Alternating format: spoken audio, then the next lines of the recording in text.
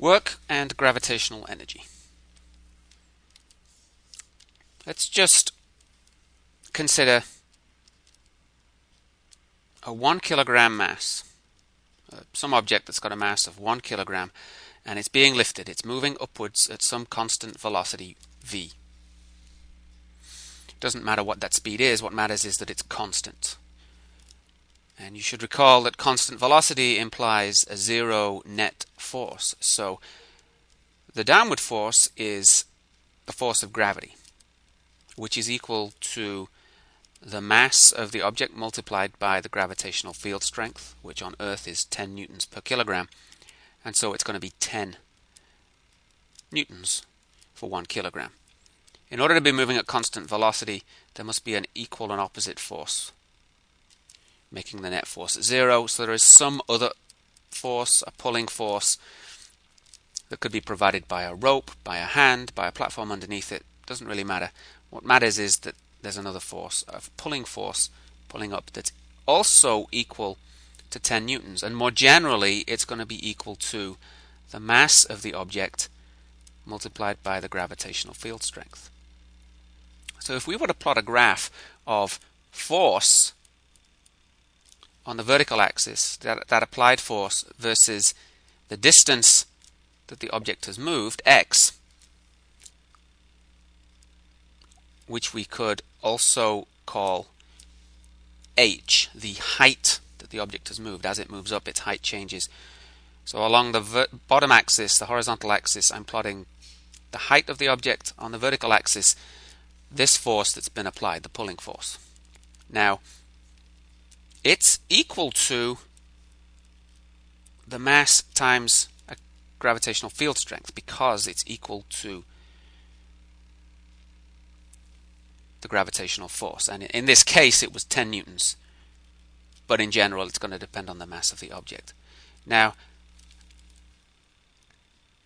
as it moves, I'm applying the same constant force, but it moves from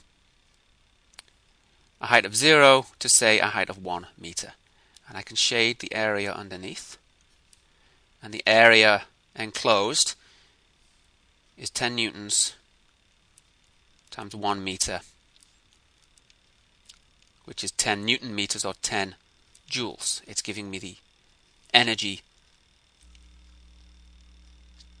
stored in the system. If you remember, when we plotted the pulling force on a spring versus the change in length of the spring, it was still a force versus a length, different length, but nonetheless the same idea. That we defined the area under that curve as the energy stored. So now we're defining the area under this force versus distance graph also as energy.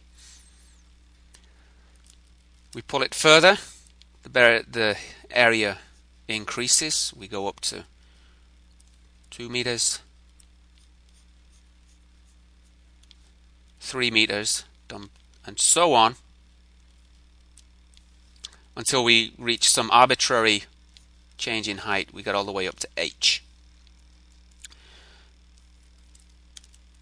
So the energy stored, the area under this force versus distance graph, is just the applied force, which is mg,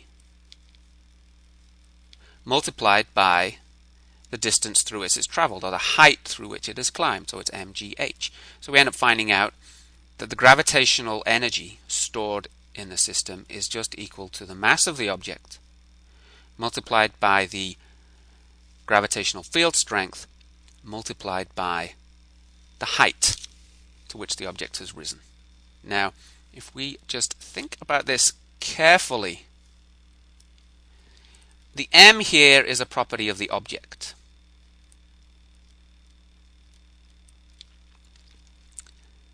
The g here, the gravitational field strength, is a property of the Earth.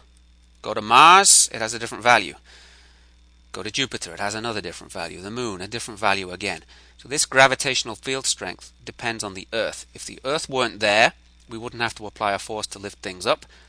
There'd be no energy. So we need the object and the Earth combined to have some kind of potential energy. That's why we always include the Earth in our systems, because it has to be there for there to be potential energy. An object by itself doesn't have any energy. And then finally, the h, which is basically how high the object has been lifted from the Earth. So this just gives a way of calculating the gravitational potential energy stored in the system consisting of the Earth and some other object that you're lifting up. The mass of the object, the gravitational pull of field strength of the Earth,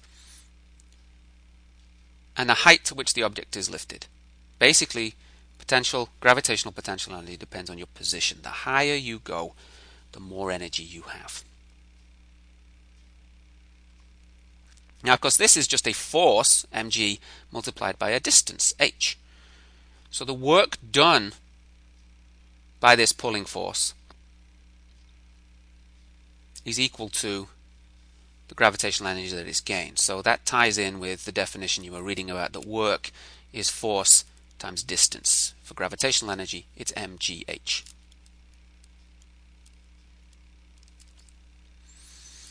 And the way to consider that is, if we have this 1 kilogram mass and the Earth, if we consider those two things as our system,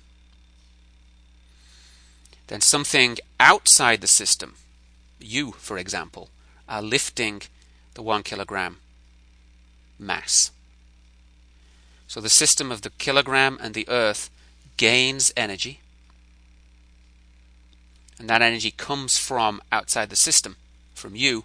So you're doing the work. You're applying the pulling force. You're doing the work that gets stored up as gravitational energy. And the work that you do is equal to the force you apply, multiplied by the distance that force moves. And although this was a nice simple example of constant velocity, constant force, a nice rectangular shape on the graph, it doesn't matter how you get to a given height, you're going to gain gravitational energy mgh, and it doesn't matter what shape this curve is, the area underneath it is going to represent the energy that you've put in.